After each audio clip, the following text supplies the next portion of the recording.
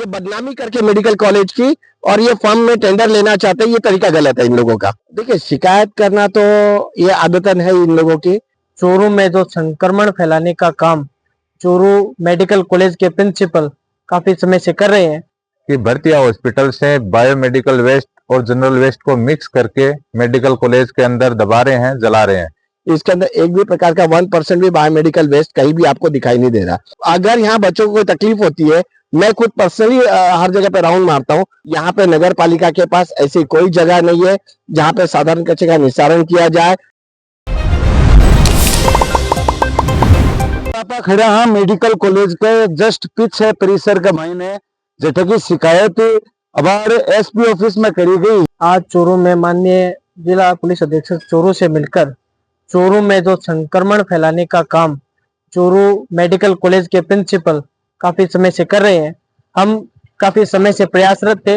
हमने बार बार ज्ञापन दिया, धरना प्रदर्शन किया, मौखिक अवगत कराया, पोल्यूशन कंट्रोल बोर्ड को भी शिकायतें दी, प्रिंसिपल साहब से व्यक्तिगत मिलकर उनको अवगत कराया कि सर आप इस कार्य को बंद कर दें, ये उचित नहीं है। उसके बाद में भी माननीय प्रिंसिपल साहब इस कचरे को इस सामान्य वेस्ट के साथ मिक्स कर यहाँ जलाने का काम कर रहे हैं, दफनाने का काम कर रहे हैं, जबकि ये जो है संज्ञेय अपराध की श्रेणी में आता है। हमने आज एसपी साहब से गुहार लगाई कि इसको जो है बीएनएस की धाराओं में पर्यावरण संरक्षण, महामारी अधिनियम और अन्य धाराओं के तहत उचित कानूनी कार्रवाई करके चोरों की जनता को एक बेहतर स्वास्थ्य देने का काम करें। अगर प्रभावी कदम नहीं रहते हैं प्रशासन के, तो आपके आगामी किस तरह कदम रहेंगे? प्रभावी कदम अगर प्रशासन नहीं करता है, एफआईआर इनके ऊपर नहीं करता है, तो मैं पुलिस प्रशासन को ये बताना चाहूंगा कि झुंझुनू जिले की तरफ वो अपना ध्यान आकर्षित कर ले। वहां 2024 दिसंबर में एक बहुत बड़ा आंदोलन हुआ था और इसी बायोमेडिकल वेस्ट को लेकर हुआ था। तो हम एक बड़ा आंदोलन यहाँ चोरू में खड़ा करेंगे, जिसकी समस्त जिम्मेवारी जिला प्रशासन चोरू की होगी। एसपी साहब को ज्ञापन देकर एफआईआर दर्ज करवाने के लिए आए हैं।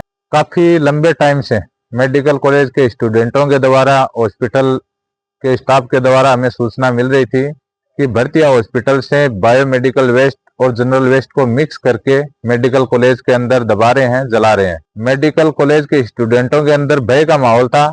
उन्होंने हमें सूचना दी कि आप आकर हमें इस महामारी से बचा सकते हो। प्रिंसिपल साहब पिछले लंबे समय से भर्तिया हॉस्पिटल से वेस्ट उठाकर मेडिकल कॉलेज के अंदर जला भी रहे हैं, वहां पर मिट्टी के अंदर दबा रहे हैं। प्रमाण क्या है इस चीज का? इसके हमने कल ऑन द स्पॉट वहां पर पहुंचे। जब भर्तिया हॉस्पिटल से ट्रैक्टर ट्रॉलियों में वेस्टेज वहां गया तो 100 नंबर पे कॉल करके पुलिस को बुलाया। वहां पर पुलिस ने साक्ष्य जुटाए, हमने भी वहां वीडियोग्राफी बनाई। तो प्रिंसिपल साहब ने उस जगह ऑन द स्पॉट आना उचित ही नहीं समझा और अपने पीए और अन्य स्टाफ को भेजा। लास्ट के अंदर पुलिस ने कहा एफआईआर आप दर्ज करवा दो, हम उचित कार्रवाई करेंगे। रात के समय फिर से मेडिकल कॉलेज के प्रिंसिपल साहब ने कैंटीन के पीछे उस वेस्टेज को जला दिया। सबूत भी मिटाने की कोशिश की है। हमें पूरी आपने किस तरह की गुहार लगाई? हमने एसपी साहब से गुहार लगाई है कि मेडिकल कॉलेज प्रिंसिपल, सफाई ठेकेदार, एमएस, इनके ऊपर महामारी एक्ट के तहत कार्रवाई करते हुए इनको गिरफ्तार किया जाए और चूरू की आम जनता में कोरोना जैसी कोई नई महामारी ना फैले, इनको बेहतर स्वास्थ्य दिया जाए।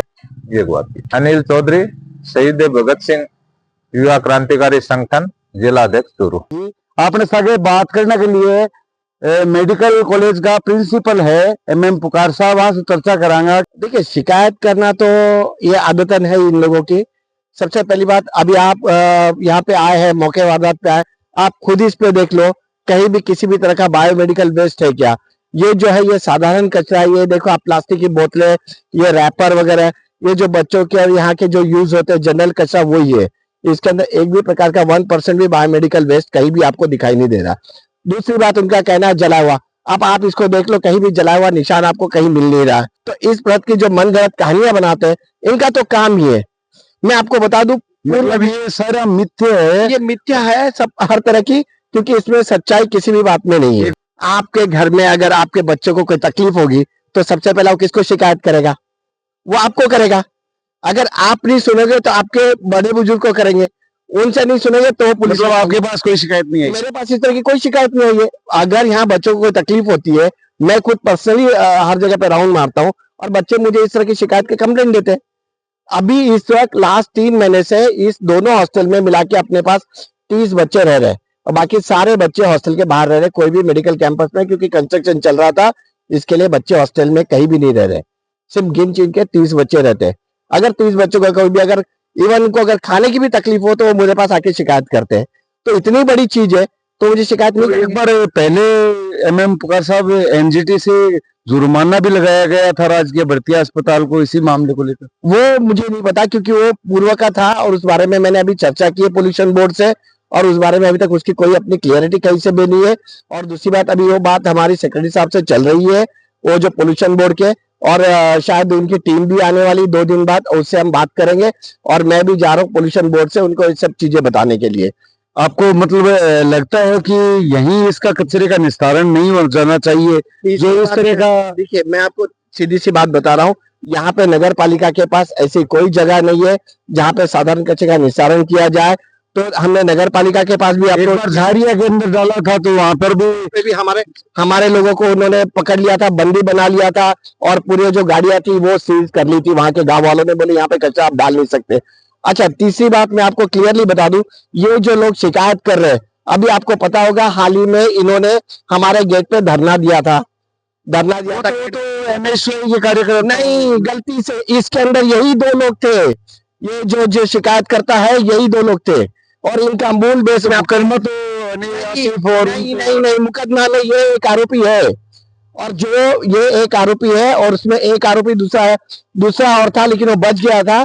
और वो अभी एक्चुअली यहाँ का टेंडर लेना चाहता है बायोमेडिकल वेस्ट का, जिसे बायोमेडिकल का ऑथराइजेशन करना होता है पोल्यूशन कंट्रोल बोर्ड को, और पोल्यूशन कंट्रोल बोर्ड ने इनको ऑथराइजेशन नहीं किया है।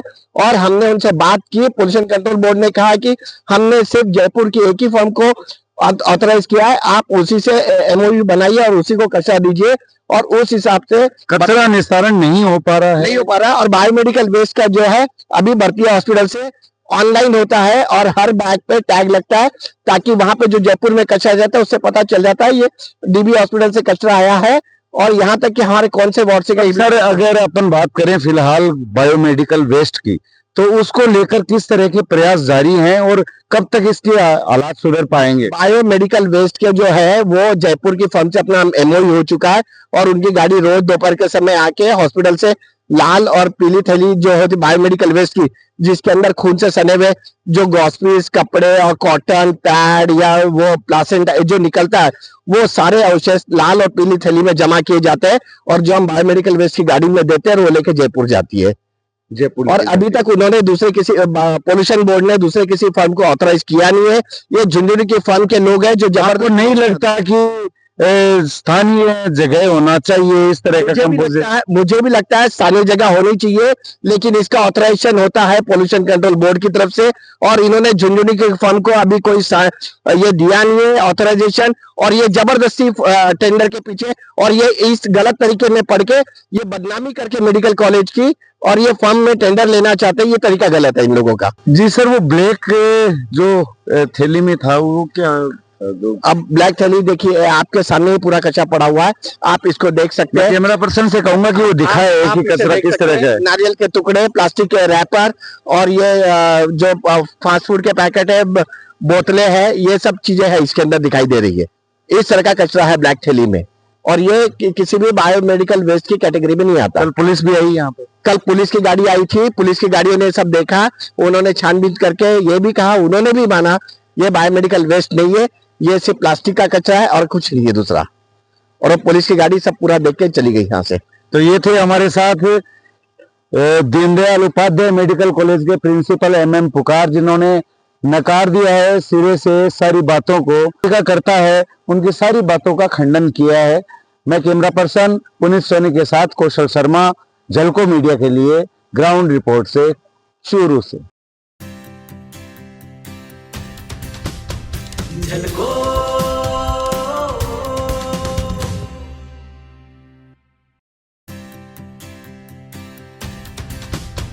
झलको